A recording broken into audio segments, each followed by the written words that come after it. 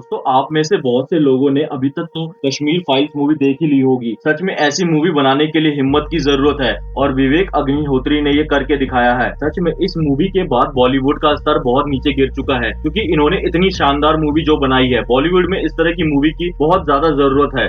बॉलीवुड सिर्फ show off ही करता है, इस बात का अंदाजा हीरोपंती 2 का ट्रेलर देख के लगा सकते हैं। मतलब कुछ भी डालते हैं बॉलीवुड वाले मूवी में जिसका कोई मतलब ही नहीं होता। जब कोई कोरियोग्राफर डायरेक्टर बन जाए तो ऐसी ही मूवी बनती है जिसका कोई सर पैर ही नहीं होता। विवेक अग्निहोत्री ने अपने एक इंटरव्यू में ये भी बोला है कि बॉलीवुड से हमें कोई मतलब नहीं है, हमने तो बस रियलिटी पे मूवी बनाई है और मूवी पूरी दुनिया को पसंद भी आ रही है। मूवी सच में बहुत ही अच्छी बनी है और कश्मीरी पंडितों की कहानी को भी अच्छे से परोसा गया है इस मूवी के अंदर। आजकल मूवी के साथ ये होता है कि जब आप कोई मूवी देख ले के थिएटर से बाहर निकलते हैं तो मूवी आपके दिमाग से निकल जाती है क्योंकि ऐसी कोई कहानी होती ही नहीं है मूवी के अंदर जो आपके दिमाग को हिलाते। लेकिन यह शर्त लगा लीजिए मुझसे, ये मूवी आपके दिल और दिमाग पर एक अलग ही छाप छोड़ देगी और आपको पूरी तरह से हिला के रख देगी। दोस्तों कश्मीर एक बड़ा ही सेंसिटिव मुद्दा है, इसीलिए यह कहानी हर एक इंसान तक पहुंचनी बहुत ही ज्यादा जरूरी थी। बहुत कुछ चीजों के बारे में नहीं बताया गया है, जैसे कि जगमोहन के बारे में नहीं बताया गया है कि जगमोहन गवर्नर थे कश्मीर के उस समय के, वन मैन आर्मी इनको बोला जाता था। जगमोहन ने बहुत कोशिश की वहाँ शांति स्थापित करने के लिए। उस समय के एक फेमस मिनिस्टर ने ये तक बोला था कि जगमोहन अगर उस समय इलेक्शन लड़ते तो जीत जाते, इतने ज्यादा पॉपुलैरिटी थी उनकी, लेकिन उन्होंने इलेक्शन लड़ा ही नहीं। इस मूवी में थोड़ा इंडियन आर्मी के बारे में भी दिखाना चाहिए था। आप समझिए ये सिर्फ एक मूवी ही नहीं, एक फैक्ट है, ये सच्चाई है। आपको यह मूवी देखने के बाद लगेगा कि आप कश्मीर में ही हो, आप भी बेबस फील करोगे कि आखिर हम क्यों कुछ नहीं कर पा रहे हैं इन लोगों के लिए।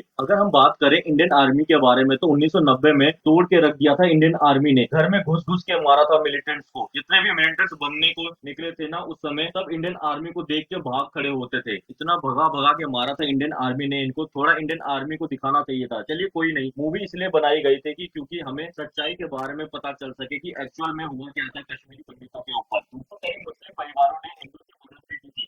कश्मीरी पंडित का इंटरव्यू पढ़ा था जिसमें उन्होंने ये कहा था कि एक मुस्लिम परिवार ने हमारी मदद की थी, अगर वो हमारी मदद नहीं करते हम जिंदा भी नहीं बच पाते। पूरे तरीके से ब्रेन वॉश किया गया था कश्मीरियों का, वहाँ पे एक तरह से डर का माहौल बना दिया गया था कश्मीर में, और यह डर का माहौल बनाया था वहाँ पे कश्मीर के अलगवादी नेताओं ने और दूसरा पाकिस्तान ने। तो इन दोनों ने कश्मीर में एक डर का माहौल बना दिया था और कश्मीर में हिंसा फैला दी थी। और इसमें सबसे अहम कड़ी थी बिट्टा कराटे। बिट्टा कराटे के बारे में हम आज की वीडियो में बात करेंगे। Bitta Karate JKFL Jammu and Kashmir front liberation के वही कमांडर थे जिन्होंने सबसे ज्यादा हिंदुओं को मारा था। अगर आपने इसका इंटरव्यू नहीं देखा है तो देख सकते हैं। इसने अपने इंटरव्यू में खुल्लम खुल्ला बोला था कि मैंने 3 से 40 हिंदुओं को मारा है। वैसे तो मूवी में भी इसका इंटरव्यू है, लेकिन इसका असली में इंटरव्यू देखना एक बार, अगर नहीं देखा है तो देख लीजिएगा, क्योंकि ये एक बार भी नहीं झिझकता कि बोलने से कि मैंने इतने लोगों को वहां पे मारा। तक कि जब इससे पूछा गया कि क्या आप अपने भाई को भी मार देते, इसने बोला हाँ मार देता। जब इससे पूछा कि आप क्या अपने माँ को भी आप हाँ मार देते, तो वो कहता मार देता। चलिए अब ये बात करते हैं कि कौन है ये बिट्टा कराटे और अभी ये कहाँ है। चलिए अब हम थोड़ा और पीछे चलते हैं 1846 में। डोगराव को कश्मीर बेचा राजा हरि सिंह ने, जो कि वहाँ के लास्ट राजा थे। उस समय नेहरू यूनाइटेड नेशन चले गए। उस समय उनको भी नहीं पता था कि ऐसा कुछ हो जाएगा। नेहरू ने ही शेख अब्दुल्ला को 11 साल के लिए जेल में डाल दिया था 1953 में, क्योंकि वो एंटी इंडियन टेररिस्ट में इन्वॉल्व थे। देखिए पाकिस्तान का कश्मीर को लेकर हमेशा से यह स्ट्रेटेजी रही है कि पहले वो बेस तैयार करते हैं कश्मीर में, ये बेस कश्मीर में अनस्टेबिलिटी फैलाएगा और उसके बाद हम अटैक करेंगे। यही 1965 में हुआ था। पाकिस्तानियों ने एक मिशन लॉन्च किया था और मिलिटेंट्स भेजा था कश्मीर में, लेकिन उस समय कश्मीर के लोगों ने उन्हें सेना को सौंप दिया था और यह मिशन फेल हो गया था। लेकिन फिर ऐसा क्या हुआ कि 1980 में वहां के लोगों बिल्कुल अगेंस्ट हो गए। सारे कश्मीरी नहीं, लेकिन डर का माहौल बहुत हो गया था और ज्यादातर लोगों का ब्रेन वॉश कर दिया गया था। हुआ ऐसा था कि 1976 में JKLF का गठन होता है। JKLF उसका सिर्फ एक ही मकसद था कि कश्मीर को भारत से अलग कर दिया जाए। 1979 में जिया हुल्लक पावर में आया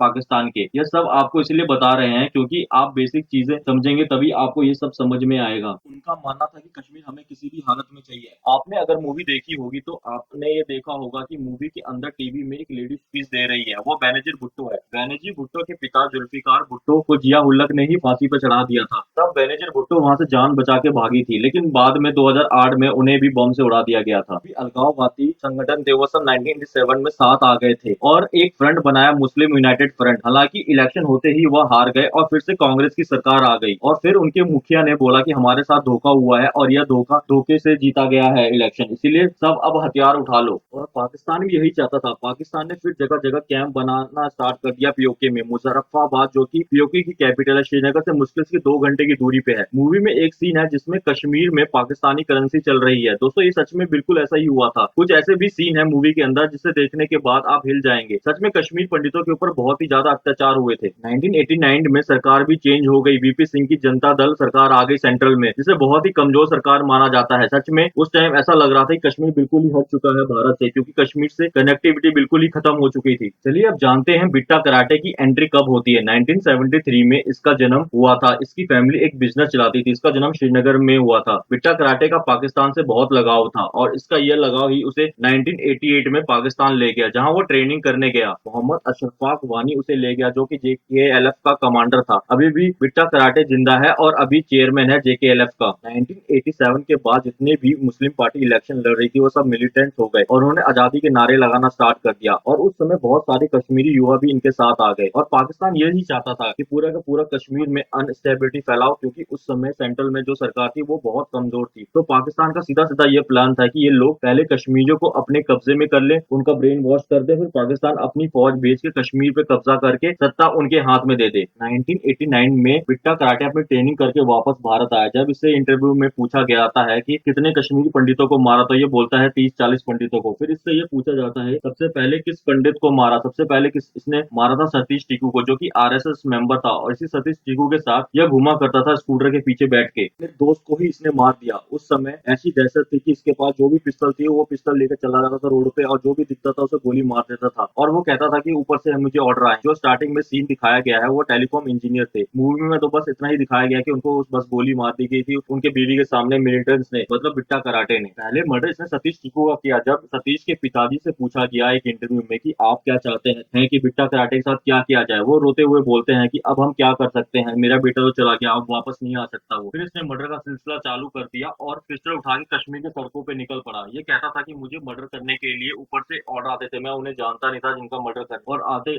ऑर्डर आते थे अशरफ वानी के, जो कि जेकेएलएफ के चीफ कमांडर थे उस समय। वो ऑर्डर देता रहता था और ये मर्डर करता रहता था। इंटरव्यू में सब कुछ है। जब इससे पूछा गया कि आपके हाथ नहीं कांपते, तो इसने बोला पहले कांपते थे फिर, लेकिन फिर आदत पड़ गई। इसने अपने इंटरव्यू में ये भी बोला था कि पाकिस्तान की पूरी प्लानिंग थी वो कश्मीर को आजाद करवा देगा। इसने ये भी बोला कि पाकिस्तान ने इसे धोखा दिया, लेकिन हम कहते हैं ना पाकिस्तान कुछ भी कर ले लेकिन वो जंग नहीं जीत सकता भारत से। बिट्टा कराटे ने ऐसा खून खराबा मचा के रखा हुआ था, खुलेआम सबको मारता था, तब भी उसको कुछ नहीं हुआ। बस यह कहता था कि मुझे ऊपर से ऑर्डर आए हैं। अब आपके मन में भी ये सवाल होगा, जब ये खुद कबूल कर रहा है कि इसने बहुतों को मारा था, इसको फिर भी फांसी क्यों नहीं हुई? इसको फांसी पे लटका देना चाहिए था। पता नहीं क्यों पॉलिटिकल पार्टी के लीडर इस पे इतने मेहरबान थे कि इनको इसको फांसी ही नहीं हुई। इस टाइम ये करोड़पति है और इसके पास बहुत सारा पैसा भी है और ये ऐशो आराम की जिंदगी जीता है। 1 जनवरी 1973 में इसका जन्म श्रीनगर में हुआ था और अभी यह 49 साल का है और अभी यह जेकेएलएफ का चेयरमैन है। 1990 की वो रात, 19 जनवरी 1990 की वो रात, जो इसमें मर्जियों से बोला जा रहा था कि कश्मीर को खाली कर दो, कश्मीर पंडितों को मार दिया जाएगा। उस टाइम कोई किसी पे भरोसा नहीं कर सकता था। बहुत से ऐसे इंटरव्यू में मैंने सुना है कि कश्मीर पंडित ये बोल रहे थे कि जिसमें हम 10-15 साल से भरोसा कर रहे थे वही हमारे मार रहे थे। 1990 के बाद 1 लाख कश्मीर पंडितों को कश्मीर छोड़ के जाना पड़ा। लेकिन 1990 के बाद